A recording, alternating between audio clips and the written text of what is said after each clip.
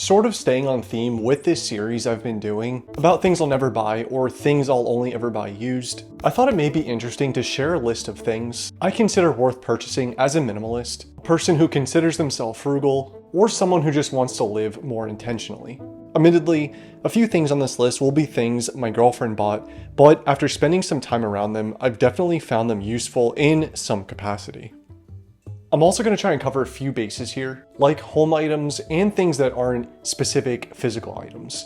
Of course, these are all just my opinions, so take them all with a grain of salt and consider what makes the most sense for you. Here are 10 purchases worth it as a minimalist. But first, if you're new to my channel, thank you for stopping by. Here we talk about minimalism, frugal living, tech, and things of that nature. So if that sounds good to you and you end up liking the video, be sure to like and please have the subscribe button lead the vanguard. Let's get started. A drying rack. Now, I clearly wasn't joking when I said some things here are very simple. And I'm also aware that it's highly American to use drying machines for your clothes. But for about the past 2 years, I found out how much better hang drying clothes on this rack actually is.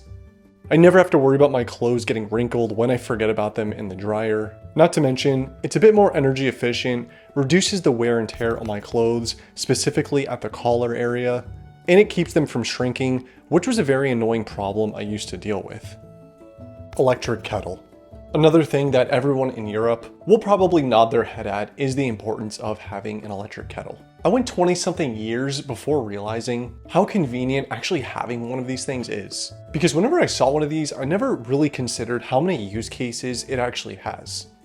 Once I started to care about the quality of the coffee or tea I'm drinking, having an electric kettle became an essential part of that, as well as to fuel the guilty pleasure of my cup noodles.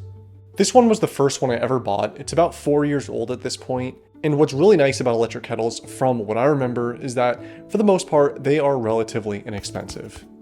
If you drink coffee or tea or make instant ramen like I do in any capacity, I think this is definitely worth looking into. Air purifier.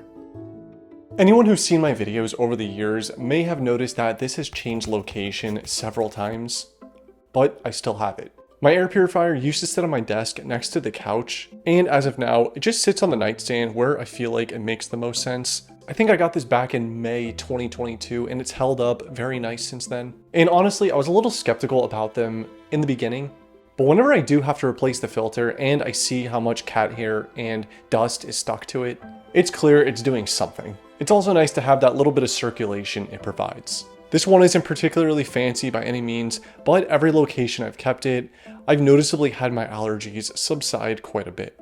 Just for a second, I want to thank the sponsor of today's video, Morning Brew. Morning Brew is a completely free daily email newsletter that gets sent straight to my inbox every morning. And unlike traditional news, it's short, witty, and actually enjoyable to read.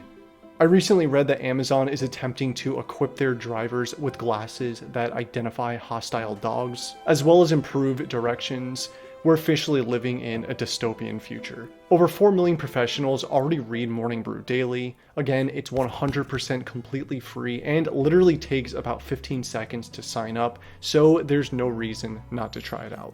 Sign up for Morning Brew using my link in the description box, and thanks again to Morning Brew for sponsoring this video. Water filter. I'm sure almost everybody who drinks water at all has this in their home, unless you buy cases of water bottles. I've had a water filter for as long as I can remember, and I don't remember what life was like before one. Buying water regularly could so easily be avoided just by having one of these in your home. Even if you think you'd be too lazy to fill this up constantly, and it's easier to just grab a water bottle, having a reusable water bottle adds a little bit of incentive to actually use this. And again, it's something that's reduced quite a bit of waste over time and saved money because I never have to buy disposable water bottles. This one just stays on the kitchen counter for convenience, and the filter gets changed every few months or so. YouTube Premium and music. Now, I can easily see this getting a lot of hate, but let me explain. As someone who also watches YouTube, I'm very aware that ads are annoying, especially unskippable ones. I played with the idea of getting YouTube Premium for quite a while, and after weighing the pros and cons, I decided to finally pull the trigger one day. And I'll be the first to say it is such a quality of life improvement, especially when YouTube is really the only thing we watch at home. And when I like to sometimes have videos up in the background at work, it's just very nice to have. But what actually sealed the deal for me is the inclusion of YouTube Music, which I admittedly didn't even know it came with premium. I've actually gotten rid of Spotify since then, and while it does suck, I kind of lost all the songs I had saved on Spotify. In a way, it's really nice to have this fresh start. What was really nice about it was being able to pay for a year up front, which wasn't the cheapest, but it's nice to have a one and done payment and I won't have to worry about it for another year. I definitely won't say that it's for everybody, but after having it for a few months now, I would say at the very least, it's worth looking into if YouTube is your main source of entertainment or video consumption. And the next thing is something to get me outside. A few videos ago, I talked about playing basketball and volleyball outside. And I can give a couple other specific examples, but I'm literally talking about items that encourage me to spend some time outside. Since I was about literally 12 years old, this meant a skateboard, but more recently, it's meant volleyball or just something else I suck at. I know for me, and I'm sure a lot of people watching, in general, more people would spend time outside if they actually had an activity to engage in. But they're also afraid of how they'll look trying something new. And like I said in that last video, I can confirm for the most part, people are willing to help out beginners. A small purchase that'll encourage some sort of outdoor activity has proven to be a very good investment for me. Travel in any capacity. I know that taking trips is expensive and taking time off work isn't always practical, but I still think this is one of the best things anyone can spend their money on. I frankly had zero interest in traveling until I was about 20. But I also had very little money to do it at that time. Something I really embraced at this time was just traveling anywhere close to me that seemed interesting or that was available for cheap. Because I think traveling, even if it's not far, or even if it's a relatively familiar place, has always led me to having a very fun trip with a lot of good memories. I'm sure you have a relative or a cousin somewhere that is willing to take you in for a weekend. An example is a 3-day cruise I took about 10 years ago. It was only a couple $100s. I obviously had a place to stay and food was completely included. Not to mention, the location we departed in was only a couple hours drive away. Taking advantage of what is nearby, I would say, is highly key to this. Things that make work better or easier. Now, this can sound incredibly vague and obviously vary from person to person because we all have different jobs. But what I can do is give you a few examples of what I mean from my own work.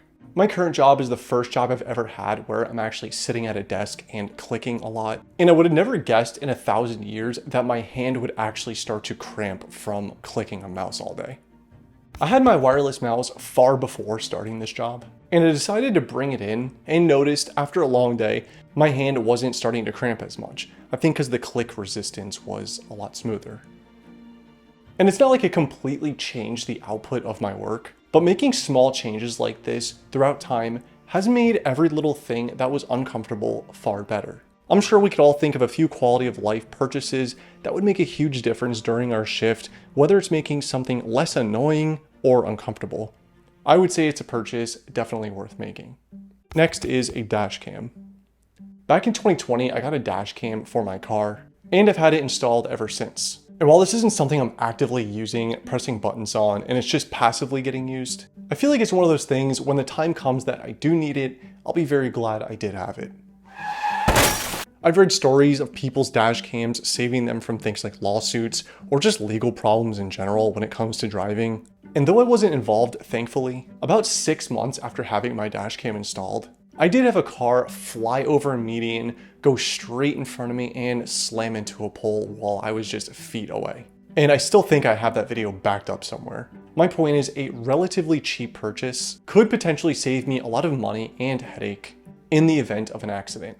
Not to mention, in my typical fashion, I searched for a used one and got an open box one on Amazon for like half off, just because it was an open box, not even used. I definitely recommend a dash cam just to look out for your future self a little bit.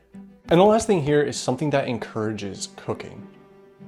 A video I still plan on making in the future is something revolving around diet and cooking. I think a purchase that encourages cooking homemade meals or just eating healthier in general is a purchase worth making. Because this is also investing a little bit in yourself. And what I mean is a purchase that makes cooking less of a chore and more enjoyable. or even if it's just purchasing ingredients you enjoy eating. I've been on a Mediterranean food binge for quite some time now, so purchasing ingredients to make my Greek salads are usually better and cheaper than running to a Greek restaurant a few times a week. And while I know it's quite a bit of work, but after the purchase of a bread machine, the cost per loaf has come down to about 50 cents a piece, and it's always far better. So theoretically, this purchase could pay for itself over years of use, which it has for me so far.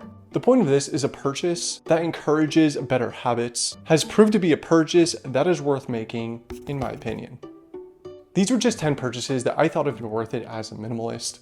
I hope you got some value from this video and got some ideas that apply to your own life and routines. Anyways, as always, I appreciate the time you spent here and I appreciate you watching. If you did like this video and you like this type of content, be sure to like and consider subscribing to my channel, and I'll see you next time.